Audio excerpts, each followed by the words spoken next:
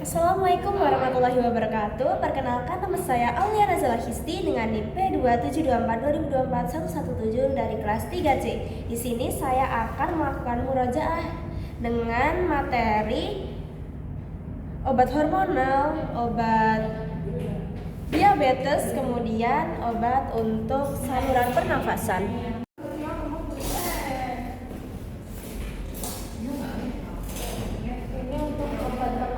Itu ada salbutamol, untuk indikasinya bronchoplasma, untuk dosisnya itu untuk inhalasi 100 sampai 200 mikrogram saat serangan, 1 sampai 2 pam. Untuk oralnya itu 2 sampai 4 miligram, 3 sampai 4 kali sehari, maksimal 3 mililiter dosis lazim.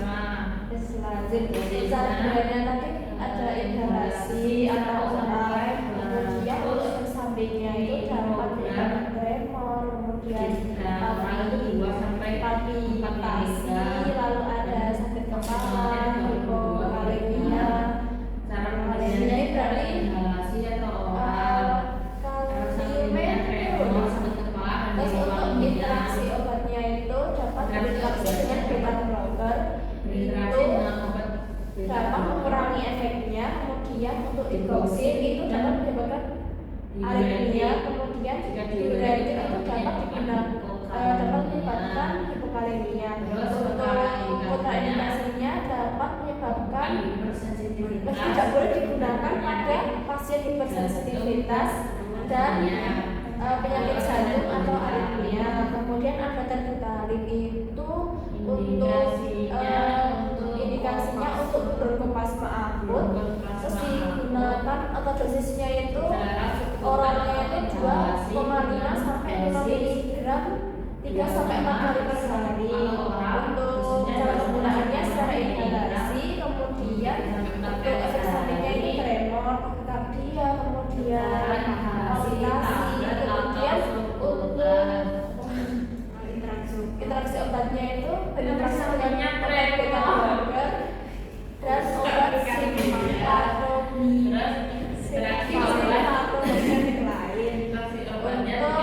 Untuk kontraindikasinya tidak boleh digunakan untuk pasien dengan penyakit jantung iskemik, hipertensi yang tidak terkontrol. Kemudian ada fenobarbital itu untuk bronchoplasma akut. Untuk dosisnya itu per produk itu 100 sampai 200 mikrogram per jam, digunakan secara inhalasi atau infusion. Kemudian untuk efek sampingnya tremor, palpitasi, takikardia.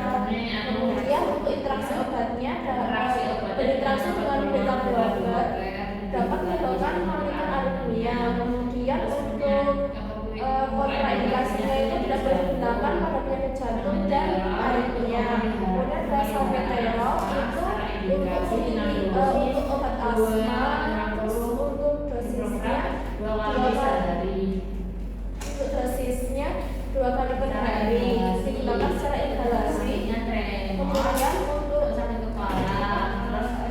efek sampingnya itu tremor, sakit kepala. Kemudian interaksi obatnya itu dapat digunakan pada inhibitor CYP3A4 sangat kuat, itu dapat menyebabkan kadar pada kombinasi tertentu. Kemudian untuk kontraindikasinya tidak boleh digunakan pada penyakit asma atau resiko exacerbasi. Kemudian ada obat antihistamik atau ICS, itu untuk kontrol inflamasi asma. Terus untuk dosisnya 200 sampai 800 mikrogram per hari, biasanya tergantung keparahan. Kemudian digunakan secara inhalasi. Terus untuk efek sampingnya itu sedikit beresiko sistemik pada dosis tinggi. Kemudian untuk interaksi obatnya itu dengan inhibitor kuat itu dapat meningkatkan efek sistemik. Untuk kontraindikasinya tidak boleh digunakan untuk yang memiliki infeksi saluran nafas aktif dan pengguna inhibitor CYP3A4 yang kuat. Kemudian ada methylprednisolone, itu digunakan untuk asma, PPOK, terus kondisi inflamasi sistemik. Kemudian dosisnya itu secara oral 4 sampai 48 mg per hari. Untuk intravena itu sesuai dengan protokol, digunakan secara oral intravena maupun intramuskular. Kemudian untuk efek sampingnya dapat menyebabkan hiperglikemia, hipertensi. Terus untuk interaksi dengan obatnya itu digunakan dengan CYP3A4, itu dapat menaikkan masalah pencernaan. Kemudian untuk kontraindikasinya tidak boleh digunakan untuk diabetes yang memerlukan pengawasan. Kemudian ada fluticasone, itu untuk asma atau rinitis. Untuk dosisnya inhalasi 100 sampai 500 mikrogram per hari, itu digunakan yang inhalasi untuk hidung. Kemudian efek sampingnya itu iritasi hidung, kemudian kandidiasis oral. Lalu untuk interaksi obatnya dapat berinteraksi dengan inhibitor kuat, dapat menaikkan risiko sistemik. Terus kontraindikasinya itu hati-hati jika memakai inhibitor CYP3A4 kuat dan infeksi yang aktif. Kemudian ada CTM chlorpheniramine maleat, itu untuk alergi, rhinitis, urtikaria. Kemudian untuk dosisnya 4 mg tiap 4 sampai 6 jam. Terus digunakan secara oral. Untuk efek sampingnya kantuk, kering, kemudian konstipasi dan resisi urin. Kemudian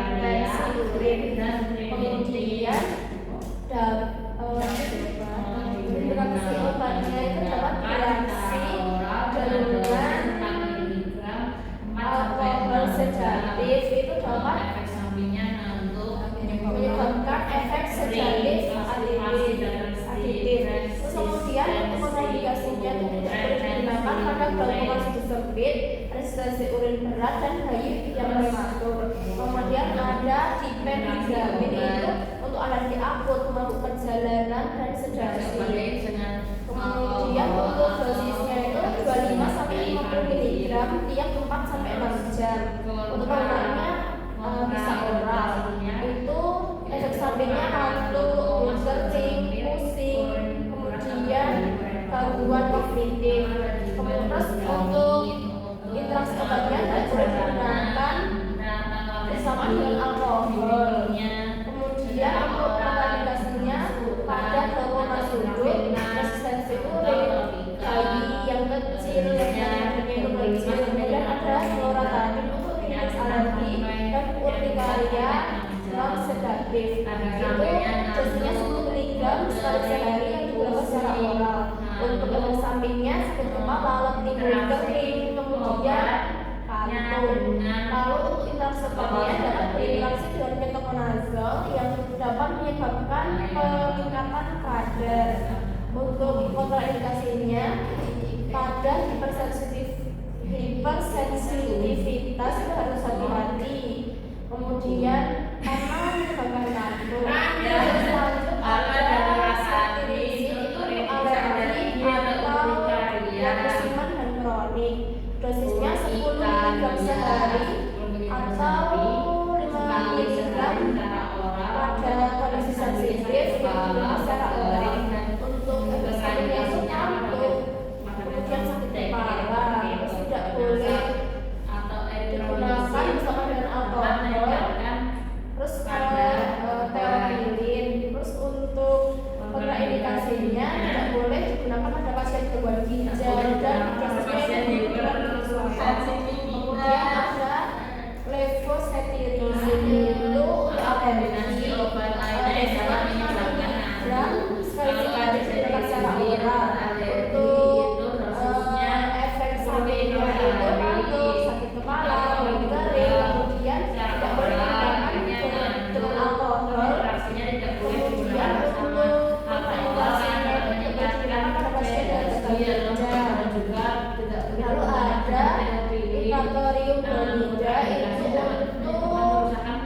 OPJ.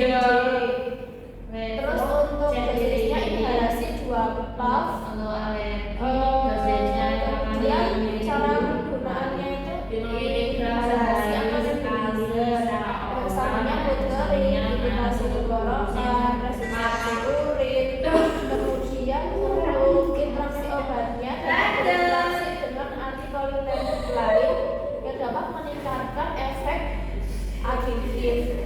Untuk kontraindikasinya itu dapat dengan trauma sudut sempit, resistensi urin, kemudian ada tiopropio itu untuk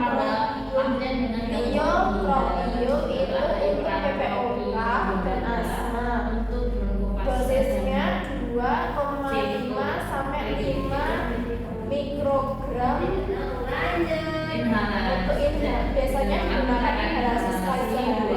Efek sampingnya blunder, konstipasi, urinasi abnormal. Kemudian untuk interaksinya itu dapat berinteraksi dengan antikolinerik lain yang adiktif. Untuk kontraindikasinya itu dapat menyebabkan trauma sudut sempit dan resistensi urin berat. Lalu selanjutnya ada umestidium itu untuk PPOK biasanya itu kombinasi. Untuk dosisnya 2,5 mikrogram tiap hari. Itu biasanya inhalasi sekali sehari. Efek sampingnya itu blunder, resistensi urin, sakit tenggorokan. Kemudian untuk interaksi obatnya dapat berinteraksi dengan antimusarinik yang adiktif. Kemudian untuk kontraindikasinya itu baru masuk. Kemudian ada resistensi urin berat. Lalu ada dextromethorphan HB. Dextromethorphan HBr itu batu kering non produktif. Kemudian dosisnya 10 sampai 30 mg tiap 4 sampai 6 jam itu maksimal 120 mg dosis lazim. Menggunakan secara oral. Biasanya sirup atau tablet. Kemudian untuk efek sampingnya itu pusing, mual, konstipasi. Kalau overdosis itu bisa halusinasi. Untuk interaksi obatnya itu dapat berinteraksi dengan MAOI, resiko serotin sindrom. Itu dapat meningkatkan juga dextromethorphan. Kemudian untuk kontraindikasinya untuk batuk produktif itu jangan digunakan. Kemudian ada kodein itu untuk batuk berat non produktif. Dosisnya 15 sampai 4 mg tiap 4 sampai 6 jam sesuai dengan kebutuhan. Penggunaannya secara oral. Efek sampingnya itu depresi, pernafasan, kemudian sedasi dan konstipasi. Untuk interaksi obatnya dapat bereaksi dengan alkohol, itu dapat menyebabkan depresi respirasi. Terus kodein itu seperti morfin itu juga bisa. Kontraindikasinya tidak digunakan pada anak kurang dari umur 12 tahun. Kemudian ada obatnya dengan propizin itu untuk batuk kering. Dosisnya 60 mg 3 kali per hari untuk oral. Efek sampingnya pusing, mual, reaksi alergi, tapi itu jarang. Kemudian untuk kontraindikasinya tidak boleh digunakan pada hipersensitivitas. Kemudian ada acetylistate itu untuk dosisnya 15 acetylistate yang 4 sampai 6 menggoncang atau batuk berdarah. Kemudian penggunaannya itu secara oral 200 sampai 400 mg 2 sampai 3 kali sehari. Untuk efek sampingnya mau rusak bau ruam. Kemudian untuk kontraindikasinya tidak boleh digunakan pada glukosa seperti itu dan hipersensitivitas. Kemudian interaksi obatnya dapat berinteraksi dengan obat iritan lambung. Kemudian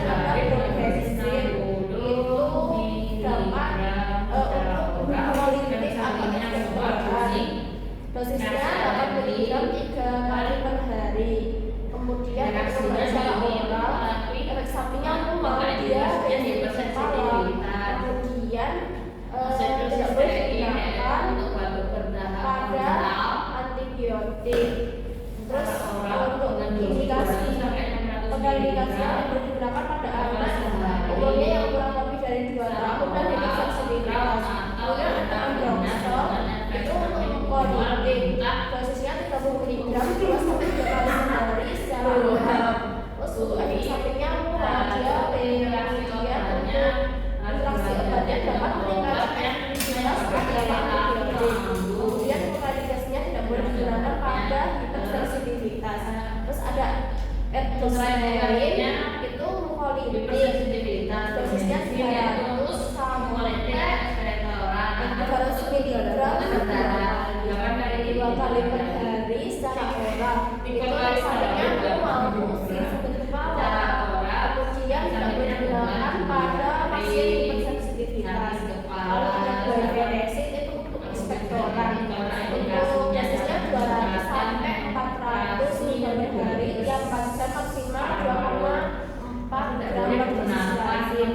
Dan secara oral kemudian untuk sampingnya untuk sakit kepala pusing. Kemudian indikasinya pada anak kurang dari 2 tahun. Lalu ada aminobutyrin itu untuk ekspektoran.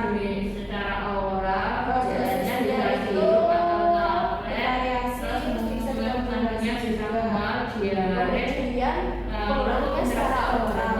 Untuk efek sampingnya itu mual, iritasi lambung. Kemudian untuk interaksi obatnya dapat mempengaruhi antibiotik.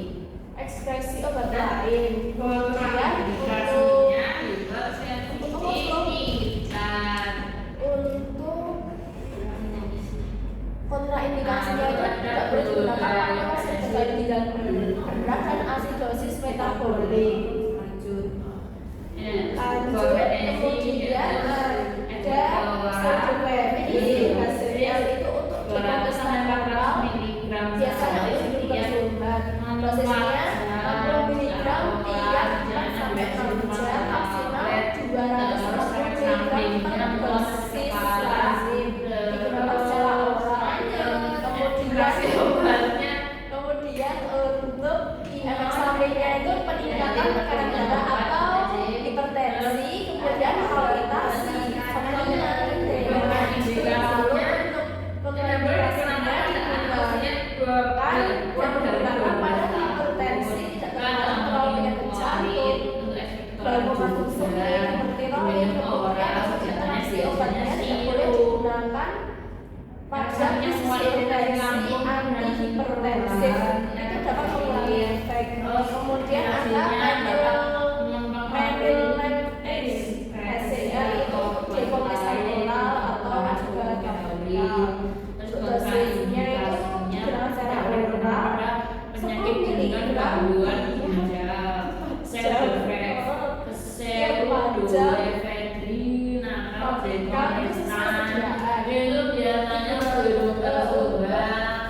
efek sampingnya itu tekanan darah naik, palpitasi, sakit kepala, insomnia. Kemudian untuk interaksi obatnya dapat meningkatkan hipertensi jika digunakan dengan antihipertensif. Terus untuk tidak boleh digunakan pada hipertensi tidak terkontrol dan penyakit jantung. Lalu ada efedrina itu dekomprestan.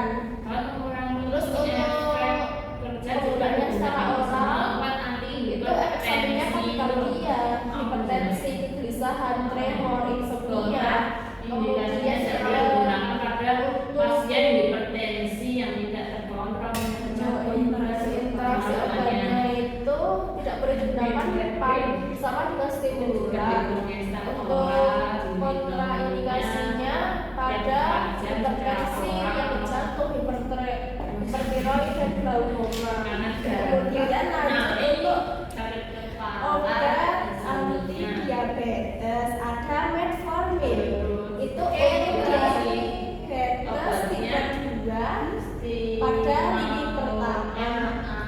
Untuk dosis umumnya itu 500 rasanya itu 500 mg 2 kali sehari biasanya setelah makan. Lalu bertahap 1.500 sampai 200 mg sehari maksimal 2.500 mg per hari.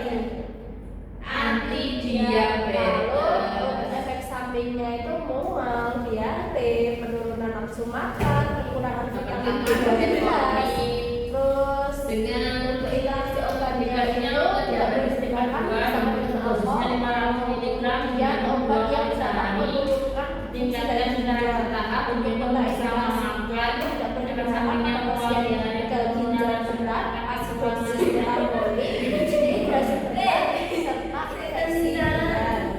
Kemudian ada glibenclamid itu untuk diabetes tipe 2, golongan isoformiuria itu dosisnya 2,5 sampai 10 mg per hari, maksimal 20 mg per hari, diminum sebelum makan. Kemudian efek sampingnya itu hipoglikemia, berat badan naik, dan terus kontra untuk interaksi obatnya bersama dengan alkohol, antibiotik, golongan prolit, stase, sama beta blocker.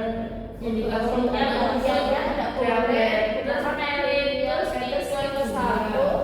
Terus untuk keatodosis gangguan ginjal sekali dengan durasi yang berat, rasa dan hipoglikemia. Kemudian ada diabetes tipe 2, dosisnya 1 sampai 4 mg sekali sehari.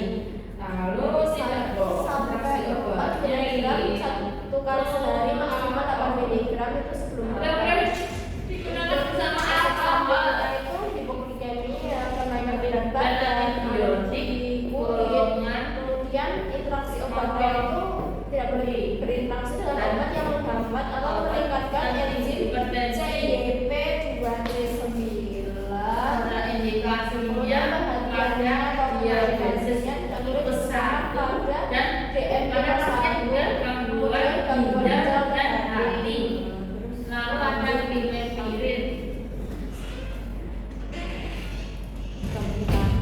Kemudian ada dipisit itu untuk diabetes tipe 2. Untuk dosisnya 5 sampai 40 mg per hari sebelum makan. Efek sampingnya itu hipoglikemia, kenaikan berat badan, kemudian tidak boleh digunakan bersama dengan antibiotik, anti jamur dan anti keracunan.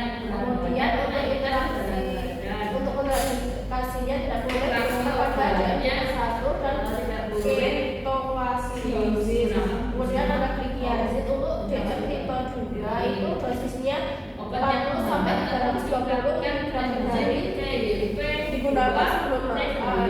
Itu untuk efek sampingnya hipoglikemia, terus gangguan pencernaan. Untuk interaksi obatnya tidak boleh digunakan pada obat hipoglikemia lain.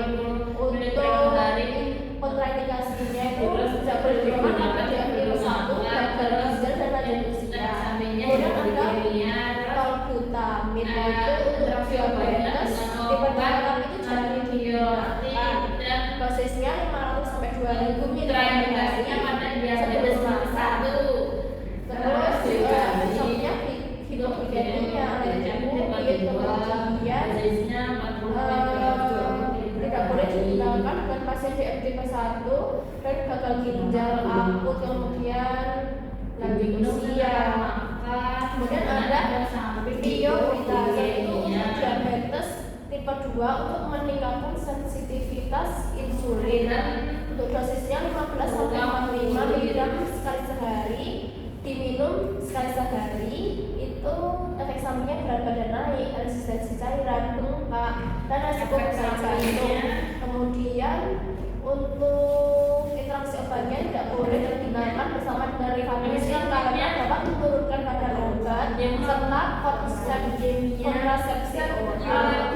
Untuk indikasinya itu gagal jantung, sedang atau berat, dan juga gangguan hati. Kemudian ada fasilitas yaitu untuk diabetes tipe 2, dosisnya 4 sampai 8 mg per hari, diminum sekali sehari. Untuk efek sampingnya edema, kenaikan berat badan, resiko gangguan jantung. Terus interaksi obatnya tidak boleh digunakan pada DNP2C diabetes itu untuk konsentrasinya tidak boleh digunakan pada gagal jantung berat dan juga gangguan hati. Kalau ada alkohol, sulit DM tipe 2 penurunan gula setelah makan. Dosisnya 25 mg saat makan pertama. Dapat digunakan 50 sampai 100 mg 3 kali sehari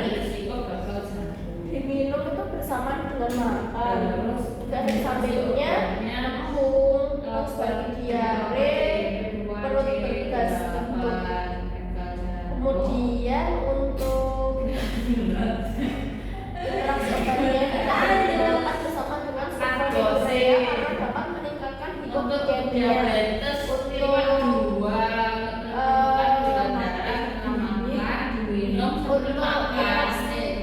Kontraindikasinya yang berguna pada kasus khusus dan kalau terlalu limital itu DM-2 dosisnya 25 sampai 3 kali sehari diminum bersama dengan makan. Efek sampingnya kembung, diare, kemudian untuk kontraindikasinya itu pada penyakit pasien dengan penyakit usus berat. Kemudian ada diare itu untuk DM-2 bila karena setelah makan dosisnya 0,5 sampai 6 sebelum makan, diminum 15 sampai 30 menit sebelum makan. Kemudian untuk efek sampingnya hipoglikemia, terus berat badan naik, kemudian tidak berpindahan dengan defibril karena dapat meningkatkan efek. Terus kontraindikasinya pada DM-1 dan 2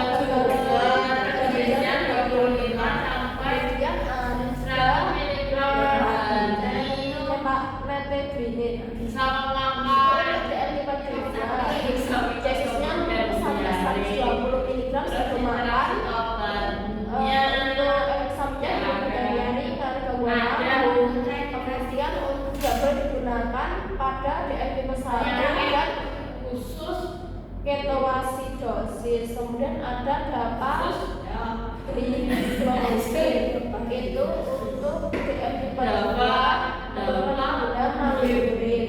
Dosisnya 5 sampai 10 mg sehari, minumnya sekali sehari. Kemudian efek sampingnya itu infeksi saluran kemih, terus kemudian darahnya turun, tidak boleh digunakan dengan obat hidrolik, insulin, kemudian sulfonylurea dan dextromethorphannya. Lalu untuk kontraindikasinya tidak boleh digunakan pada pasien dengan gagal ginjal berat dan dehidrasi. Lalu ada epagliflozin itu DM-2 dengan manfaat jantung. Dosisnya 10 sampai 20 mg sehari secara oral. Untuk indikasinya itu kontraindikasinya tidak boleh digunakan pada pasien gagal ginjal berat. Lalu ada canagliflozin itu DM-2 dosisnya 100 sampai 300 mg sehari, diminum sebelum makan pagi. Kemudian efek sampingnya itu infeksi saluran kemih, hipotensi, resiko amputasi. Kemudian untuk ekstraksi obatnya itu baru digunakan pada diuretik, kemudian insulin, ACE. Lalu untuk kontraindikasinya tidak boleh digunakan pada pasien gagal ginjal berat dan gangguan sirkulasi perifer. Lalu ada insulin glukotensi untuk DM tipe 1 dan 2 yang bekerja secara panjang atau biasa. Itu untuk dosisnya untuk awalnya itu 10 unit malam atau 0,1 sampai 0,2 unit per kilogram. Itu disuntik secara sebutan sehari. Efek sampingnya hipoglikemia, kenaikan berat badan, reaksi di tempat suntikan. Kemudian lalu ada insulin, interaksi obatnya itu dapat berinteraksi dengan beta blocker, itu dapat berbicara hipoglikemia, steroid itu untuk meningkatkan gula. Kemudian untuk kontraindikasinya dapat digunakan pada pasien hipoglikemia berat dan alergi insulin. Lalu ada insulin untuk DM tipe 1 atau gula semakan dosisnya itu berdasarkan karbohidrat atau gula darah. Disuntik secara sebutan sampai 15 menit sebelum makan untuk efek sampingnya hipoglikemia. Kemudian insulin hormonal atau hormonal itu untuk diabetes dan juga biasanya basal terus. Dosisnya itu 0,4 sampai 1 unit per kilogram per hari. Kemudian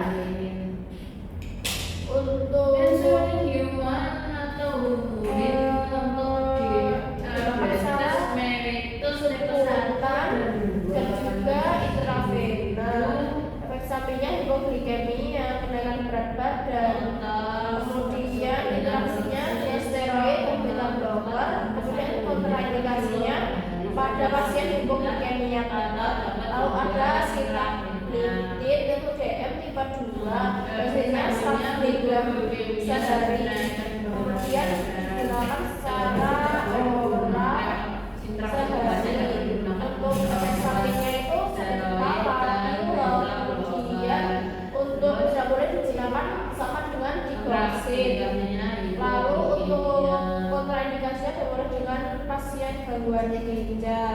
Lalu ada sitagliptin untuk diabetes tipe 2, dosisnya 50 mg 2 kali sehari untuk secara oral. Efek sampingnya sakit kepala, pusing, pening, enzim hati. Kemudian tidak boleh digunakan pada gangguan hati. Terus ada saxagliptin DM tipe 2 itu untuk dosisnya 2,5 sampai 6 mg sekali sehari secara oral. Untuk efek sampingnya itu infeksi saluran nafas, sakit kepala, risiko gangguan jantung pada pasien beresiko. Kemudian tidak boleh digunakan pada obat ketoconazole dan paridoxine, dan tidak boleh digunakan pada pasien dengan riwayat gagal jantung dan juga gangguan ginjal.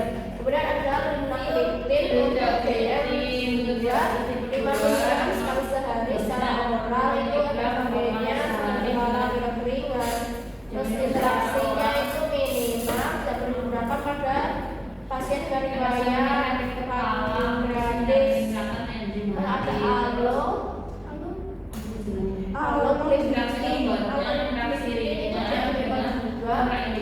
itu 25 mg sekali sehari.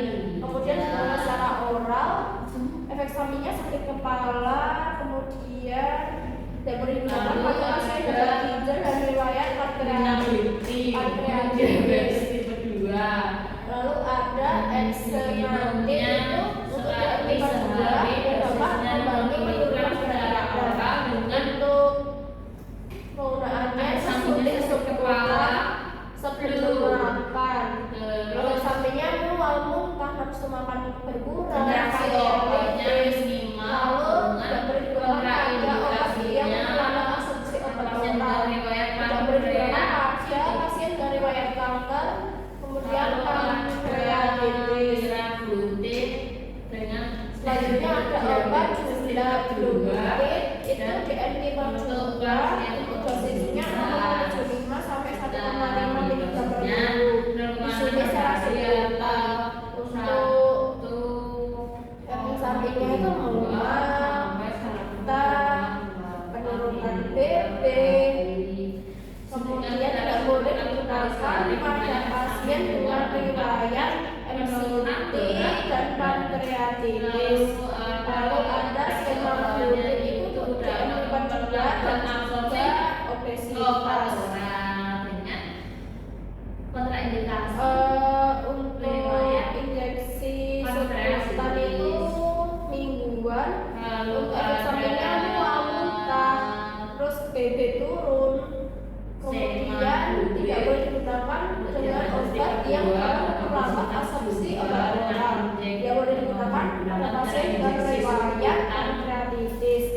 Hormonal yaitu levotiroid itu diminum untuk mengganti hormon tiroid yang kurang atau hipotiroid. Dosis umumnya 25 sampai 200 per harinya, diminum sebelum makan. Efek sampingnya jantung berdebar, gemetar, sulit tidur, serta interaksinya itu tidak perlu diminum bersamaan dengan obat dengan zat besi dan kalsium serta alkaloida. Kemudian tidak boleh digunakan pada penderita hipertiroid, serangan jantung. Terus kemudian ada liodinoin itu obat tiroid untuk kondisi berat. Dosisnya itu 5 sampai 25 per harinya, diminum atau disuntik itu bisa. Kemudian efek sampingnya detak jantung cepat, gugup, dan sulit tidur. Lalu interaksi obatnya itu tidak boleh digunakan bersamaan dengan warfarin dan tidak boleh digunakan untuk pasien dengan penyakit jantung berat. Kemudian ada clomifene itu untuk merangsang ovulasi pada wanita sulit hamil untuk dosis umumnya 50 sampai 150 mg per hari selama 5 hari itu digunakan secara oral. Kemudian efek sampingnya itu detak jantung cepat, gugup, sulit tidur, serta untuk kontraindikasinya tidak boleh digunakan pada orang yang sedang hamil atau punya kista dan ovarium. Kemudian ada lanreotid itu untuk mengontrol hormon berlebih, digunakan secara disuntik, kemudian dosisnya 60 sampai 120 mg tiap 4 minggu.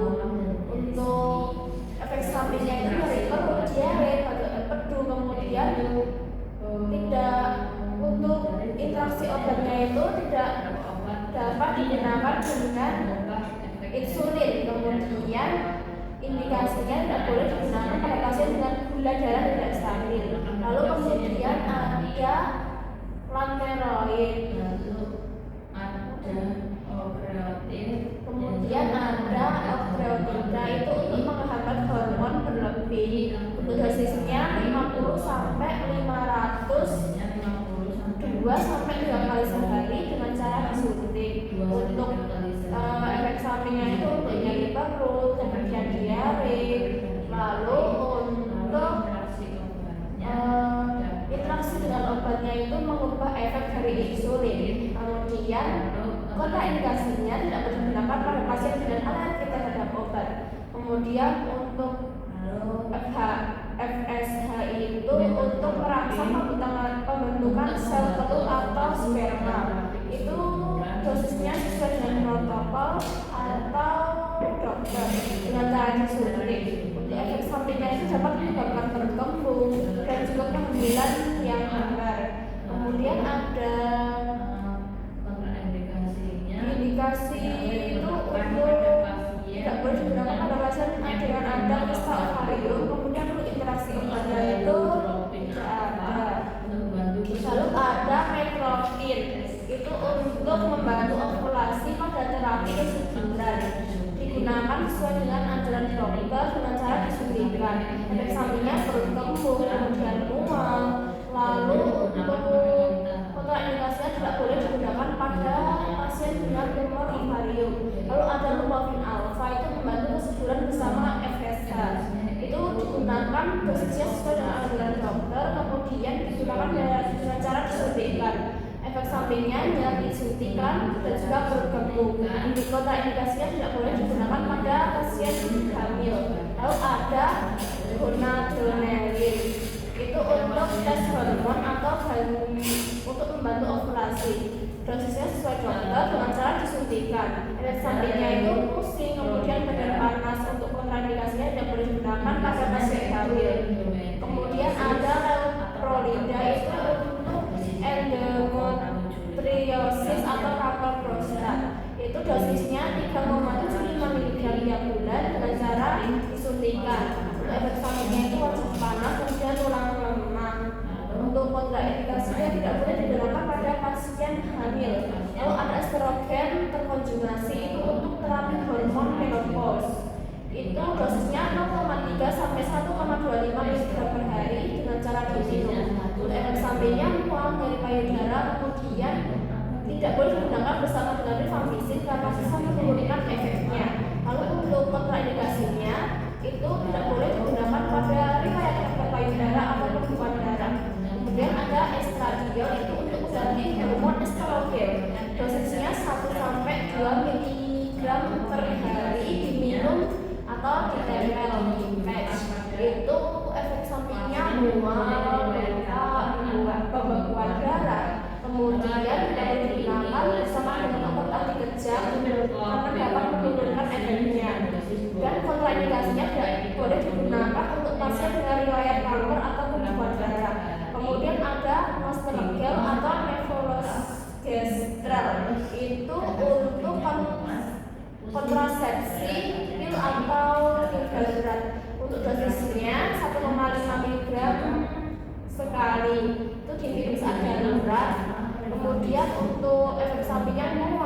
kemudian perubahan haid. Untuk tidak boleh digunakan pada obat anti kejang karena dapat menurunkan efek. Kemudian untuk kontraindikasinya tidak boleh digunakan pada pasien yang hamil. Lalu ada norepinephrine itu pil KB atau versi tunggal, dosisnya 0,3 mg per hari dengan cara diminum. Itu efek sampingnya tidak teratur, kemudian tidak boleh digunakan bersama dengan obat kejang karena dapat menurunkan efeknya. Kemudian tidak boleh digunakan pada pasien yang hamil atau mengalami kanker payudara. Kemudian ada testosteron topikal atau gel. Untuk kegunaannya itu untuk pasien dengan kekurangan hormon pada pria. Untuk digunakan dosisnya 5-10 gram gel per hari. Secara dioleskan ke kulit. Kemudian untuk efek sampingnya itu iritasi kulit, resiko menular lewat kontak kulit. Kemudian kontraindikasinya itu tidak boleh digunakan pada kanker prostat atau payudara pada pria. Lalu ada nandrolon itu untuk anemia atau kehilangan massa otot. Tapi itu jarang dipakai, dosisnya sesuai dengan dokter. Kemudian cara pakainya disuntik. Lalu untuk efek sampingnya itu tumbuh rambut berlebih serta gangguan hati. Tidak boleh digunakan pada pasien yang hamil dengan dan juga kanker prostat. Kemudian ada tamoxifen itu untuk kanker payudara, dosisnya 20 mg per hari dengan cara diminum. Efek sampingnya itu masih panas, keringat malam, dan risiko pembekuan darah. Kemudian tidak boleh digunakan pada obat antidepresi tertentu. Kontraindikasinya tidak boleh digunakan pada pasien hamil atau riwayat pembekuan darah. Lalu ada ospemifen itu untuk mengatasi nyeri saat berhubungan akibat menopause. Itu 60 mg per hari dosisnya dengan cara diminum. Efek sampingnya wajah panas dan juga keputihan. Itu tidak boleh digunakan bersamaan dengan obat esterogen lain, serta tidak boleh digunakan pada pasien dengan riwayat darah beku. Lalu ada torepinephrine itu obat untuk kanker payudara. Untuk dosisnya 60 mg per hari dengan cara diminum. Efek sampingnya itu wajah panas, kemudian mual. Kemudian tidak boleh digunakan bersamaan dengan obat hati. Kemudian tidak diindikasikan kepada ibu hamil, darah kemudian untuk pasien dengan darah yang beku. Lalu ada cabergoline itu untuk menurunkan hormon prolaktin tinggi. Itu dosisnya 0,25 mg 2 kali per minggu dengan cara diminum. Kemudian untuk efek sampingnya itu mual dan pusing saat berdiri. Kemudian ada tidak boleh digunakan pada pasien dengan tekanan darah tinggi yang tidak terkontrol. Kemudian tidak boleh diminum bersamaan dengan beberapa obat untuk penyakit hati. Kemudian ada bromokriptin itu untuk menurunkan prolaktin atau membantu kesuburan. Dosisnya 2,5 sampai 5 mg per hari dengan cara diminum. Untuk efek sampingnya itu mual serta pusing. Tidak boleh digunakan pada pasien dengan tekanan darah tinggi berat. Kemudian tidak boleh digunakan bersama dengan obat antipsikotik dan juga karena dapat menghambat efeknya itu. Kemudian ada asopril itu untuk miomarahim, diminum sesuai dengan anjuran dokter. Untuk efek sampingnya ini perubahan haid, kemudian nyeri perut. Tidak boleh digunakan bersamaan dengan obat hati, serta tidak boleh digunakan oleh ibu hamil. Kemudian ada progestin, itu untuk kontrasepsi, HRT, serta gangguan menstruasi. Untuk cara pakainya secara oral, IUD, serta intramuskular. Tidak boleh digunakan pada pasien dengan yang hamil, tumor, serta hormon sensitif. sensitif. Kemudian efek sampingnya perdarahan, juga mood change. Kemudian tidak boleh digunakan pada obat enzim hati inducer karena dapat menurunkan efektivitasnya. Kemudian ada teriparatid untuk osteoporosis berat, untuk dosisnya itu 20 mg per hari secara sebulan atau suntik. Efek sampingnya mual, nyeri. Terus untuk tidak boleh digunakan bersama dengan digoxin dan orang dengan riwayat kanker tulang atau pankreas. Lalu ada sinaselet itu untuk hiperparatiroid sekunder. Untuk dosisnya 30 sampai 180 mg per hari secara oral. Itu efek sampingnya hipokalsemia. Lalu untuk misal juga mual. Lalu ada interaksi obatnya itu tidak bergunakan dengan beberapa obat seperti CYP. Kemudian tidak boleh digunakan dengan pasien hipokalsemia berat. Lalu ada prednison itu untuk antiinflamasi atau imunosupresi. Itu dosisnya 5-60 mg per hari. Digunakan secara oral. Tidak boleh digunakan pada infeksi aktif tanpa kontrol. Efek sampingnya hiperglikemia, kenaikan berat badan, osteoporosis. Kemudian tidak boleh digunakan pada obat NSAID karena dapat meningkatkan resiko tunggal karena juga banyak interaksinya. Lalu ada dexamethasone untuk antiinflamasi kuat, edema otak, serta testing. Itu dosisnya 0,5 sampai 6 mg per harinya. Diminum secara oral. Kemudian efek sampingnya itu hiperglikemia. Lalu tidak boleh digunakan pada infeksi aktif. Kemudian ada betamethasone itu untuk antiinflamasi. Untuk dosisnya itu menurut protokol digunakan secara intramuskular, intravena, juga topikal. Untuk efek sampingnya itu sama seperti steroid, itu dapat menyebabkan hiperglikemia serta immunosuppression. Lalu untuk kontraindikasinya tidak boleh digunakan pada infeksi aktif. Lalu ada setmelanotide itu untuk obesitas genetik tertentu. Secara sebutan itu efek sampingnya itu mual, pigmentasi kulit, serta efek seksual. Tidak boleh digunakan pada wanita hamil, juga laktasi.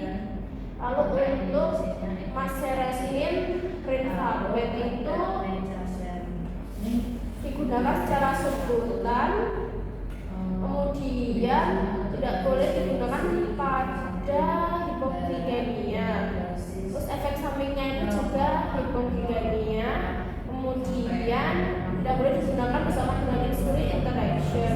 Lalu ada nesamorelin itu digunakan untuk lipodystrofi terkait HIV. Itu dosisnya 2 mg per hari secara sebutan. Efek sampingnya dari injeksi.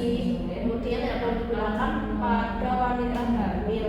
Kemudian ada somatropin itu untuk defisiensi GH pada anak dan juga dewasa. Dosisnya 0,1 sampai 0,3 mg per hari. Untuk penggunaannya secara sebutan itu efek sampingnya edema, nyeri sendi. Kemudian tidak boleh digunakan pada wanita hamil. Lalu ada tadi untuk tidak boleh digunakan pada aktif kanker juga. Lalu interaksi obatnya tidak boleh digunakan pada obat glukotiroid karena dapat menurunkan efeknya. Kemudian ada fulvestrant itu untuk melastic breast cancer. Itu dosisnya 500 mg intramuskular. Itu untuk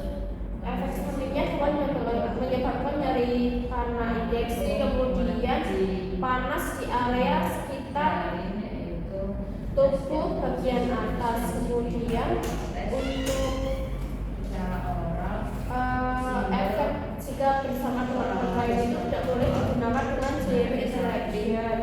Terus untuk kontraindikasinya tidak boleh digunakan pada pasien yang hamil. Lalu ada pevrisomen itu untuk akromegali, dosisnya 10 sampai 40 mg per hari secara sebutan. Itu dapat efek sampingnya meningkatkan enzim hati dan juga reaksi suntik. Untuk interaksi dengan obat yang lain itu dapat menyebabkan interaksi metabolik hati.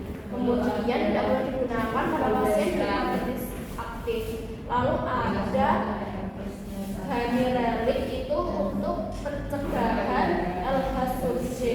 Itu dosisnya 0,25 mg secara sebutan itu per hari. Kemudian efek sampingnya reaksi injeksi dan juga sakit kepala. Tidak boleh digunakan pada ibu hamil. Lalu ada Degarelix itu untuk kanker prostat. Untuk dosisnya itu 240 mg secara sebutan. Kemudian dapat menyebabkan baskulas atau panas di area bagian atas dan nyeri tempat suntik. Tidak boleh digunakan pada pasien dengan hipersensitivitas. Lalu ada kalsitonin itu untuk osteoporosis, nyeri tulang. Kemudian untuk dosisnya 200 nasal per hari atau 0,5 mg secara sebutan. Itu efek sampingnya ringan dan gangguan. Tidak boleh digunakan dengan pasien hipersensitivitas salmon. Lalu ada letrozole itu untuk kanker payudara dan juga induksi ovulasi. Itu secara oral minumnya itu dosisnya 2,5 mg per hari. Untuk efek sampingnya nyeri sendi dan juga berkelas. Lalu tidak boleh digunakan pada pasien yang hamil. Lalu ada XCSR itu untuk cancer. Itu dosisnya 25 mg per hari secara oral. Lalu tidak boleh digunakan pada pasien yang hamil serta memiliki efek samping osteoporosis rise dan juga hormonal. Kemudian ada desmopressin itu untuk diabetes insipidus sentral. Untuk dosisnya 10 sampai 40 mikrogram secara nasal intravena sebutan vitamin itu untuk prostat cancer. Diminum secara oral dosisnya 250 mg itu untuk efek sampingnya hepatotoksisitas, diare. Kemudian tidak boleh digunakan bersamaan dengan warfarin. Kemudian kontraindikasinya tidak boleh digunakan pada penyakit hati. Lalu ada glutamin itu untuk prostat cancer. Itu dosisnya. Kemudian ada apa lagi?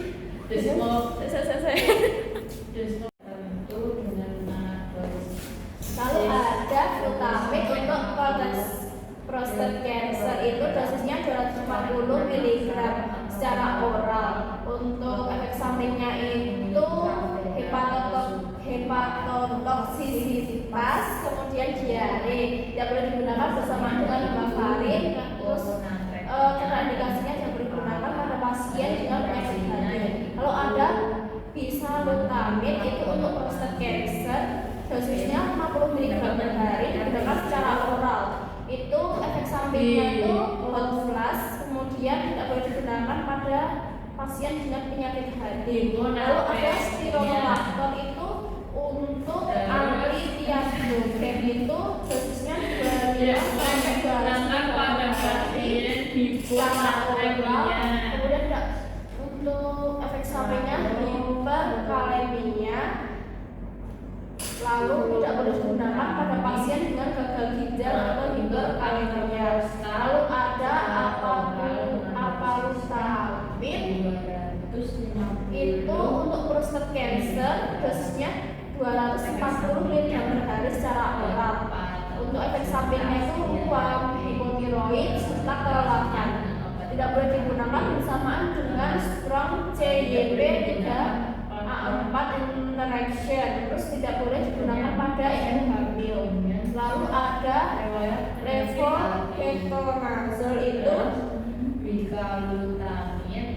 digunakan untuk inhibitor steroidokinesis. Untuk dosisnya itu per liternya secara oral. Kemudian efek sampingnya hepatotoksisitas serta QT prolongation. Lalu untuk tidak boleh digunakan pada pasien dengan penyakit hati. Lalu ada metirampon itu untuk Cushing syndrome, dosisnya 250 sampai 1000 mg. Itu secara oral. Efek sampingnya itu mual, disgusting. Kemudian untuk tidak boleh digunakan sama dengan steroid metabolisme inhibition. Tidak boleh digunakan pada pasien yang hamil. Kemudian ada prednisolone itu untuk inflamasi.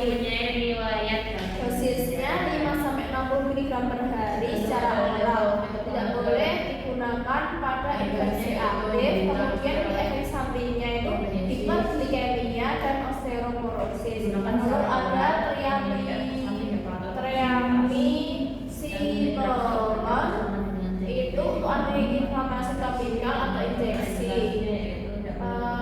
Efek sampingnya itu atrofi kulit, topikal, steroid sistemik jika lama.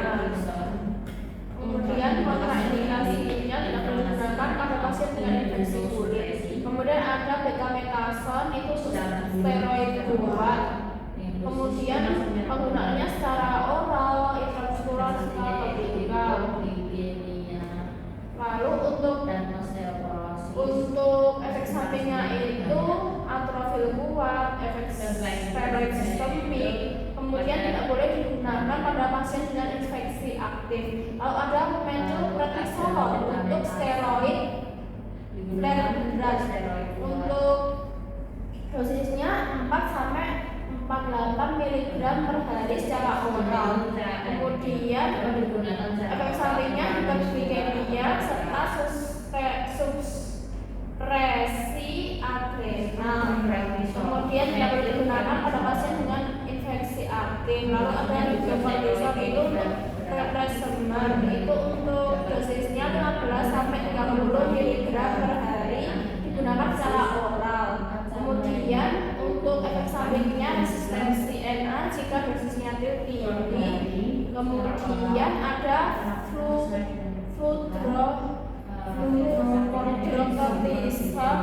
itu untuk replacement mineral klortiroid. Kemudian untuk dosisnya 0,05 sampai 0,2 mg per hari secara oral. Efek sampingnya hipertensi, hipokalemia, serta tidak boleh digunakan bersama dengan ACE inhibitor karena dan juga interaksi elektrolit. Kemudian untuk kontraindikasinya tidak boleh digunakan dengan hipertensi tidak terkontrol. Kemudian ada tamsulosin itu untuk gejala BPH itu dosisnya 0,4 sampai 0,8 mg per hari secara oral. Itu efek sampingnya pusing, hipotensi, kemudian ejakulatory hydrofusion. Kemudian tidak boleh digunakan pada pasien hipotensi. Kemudian operasi katarak. Lalu ada dutasterid itu untuk BPH. Itu dosisnya 0,5 mg per hari secara oral. Kemudian tidak boleh digunakan bersamaan dengan lipido karena dapat menurunkan ejakulasi. Kemudian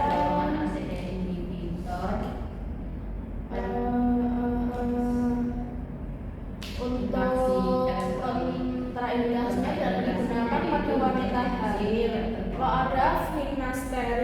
untuk BPH atau